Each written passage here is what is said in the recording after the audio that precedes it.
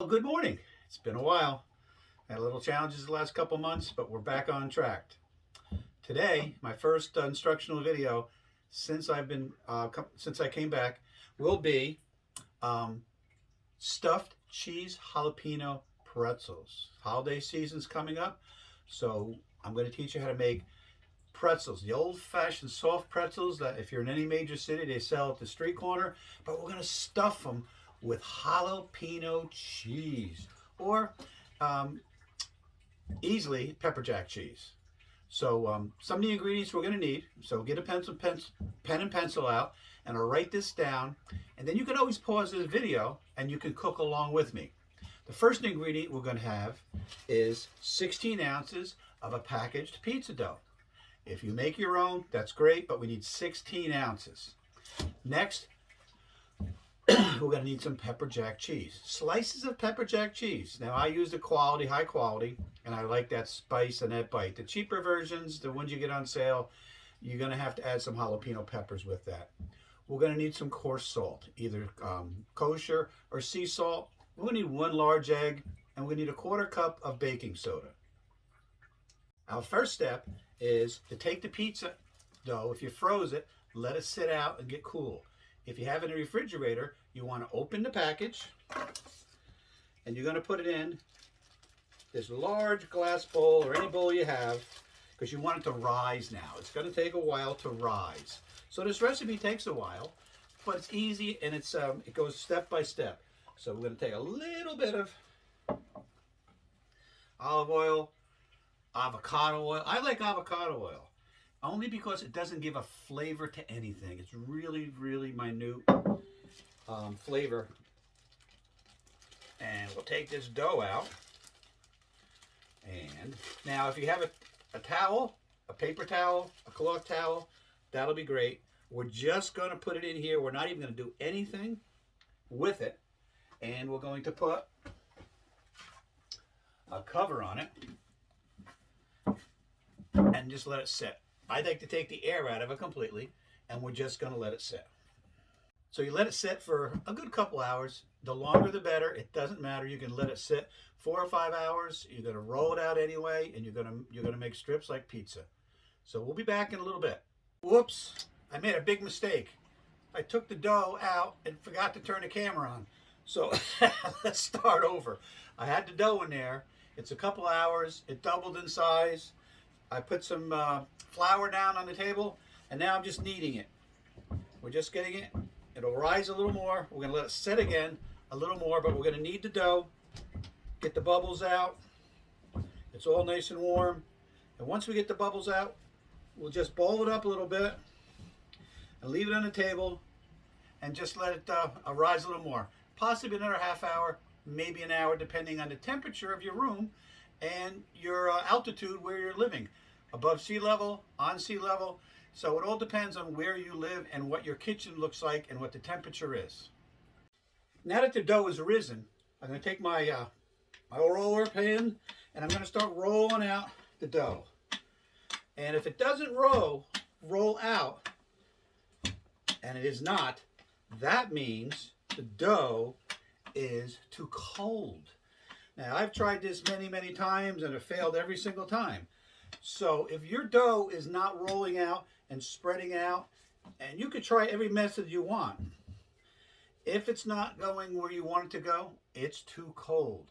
Let it warm up a little bit, keep testing it, and it'll eventually go out to a square of 12 inches by 14 inches, and that'll be the correct height for the pretzels. So while I was waiting for the dough to rise, I warmed up the temperature a little bit. And there's another way you can do this. You can put make sure your room is warm, or you can put it into a very warm oven, and it'll rise faster. Just makes the time a little easier to do. But like I was saying, while I was letting it to rise, I have a string that I cut that's 14 inches long by 12 inches wide. And this way, when I roll the dough out, I can put it right here, and then I know I have the exact measurements that I want. Now that the dough is nice and warm, room temperature, 70-some degrees, so we're going to roll it out. Now I have my 12 inches by my 14 inches, and I will roll it out with that in mind. to make a nice square. Oh yeah, she's coming. She's coming. And if you're not having good success with the roller, use your hands. And you can feel it's still a little chilly from the inside. So we'll be working this a little more.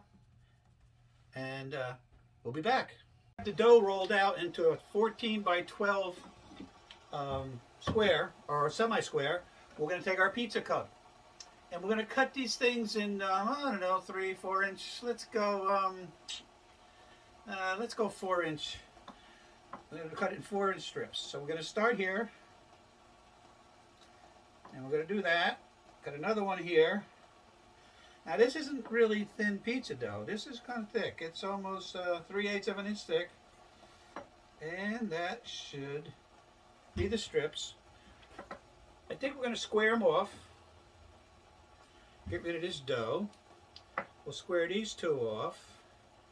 We'll square that off. So they're not all the same length. I mean, if you could, obviously that would be best. And we'll square that off. And we'll square that off. So we'll have different size pretzels, which will be okay, right? Doesn't matter. Now, with that taken, we're going to take one of these strips. I'm going to pat it out a little bit.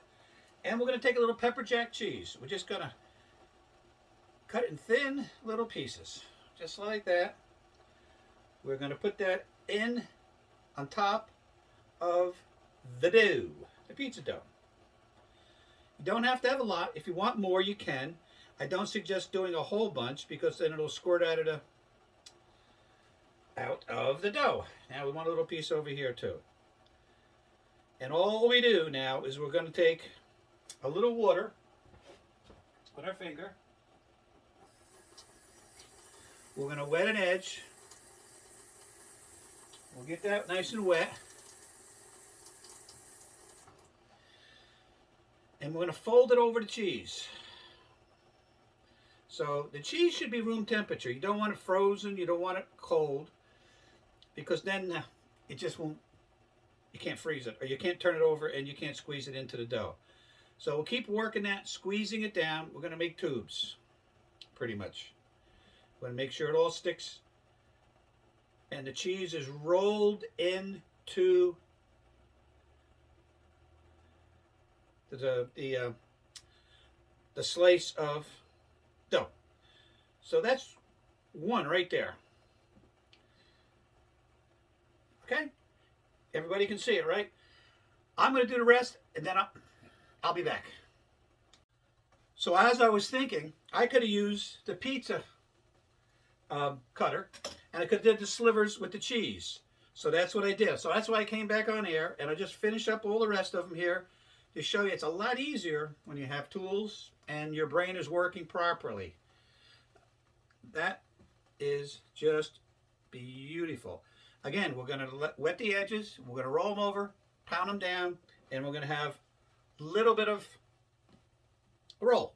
And I'll show you what to do with the rolls when I come back. Okay, now we have the cheese inside the dough. So what we have to do now is that we have to make a ribbon.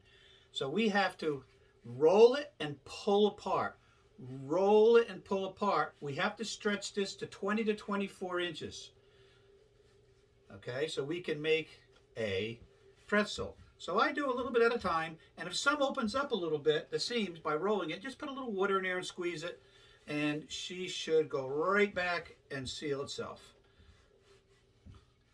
So this one we almost have.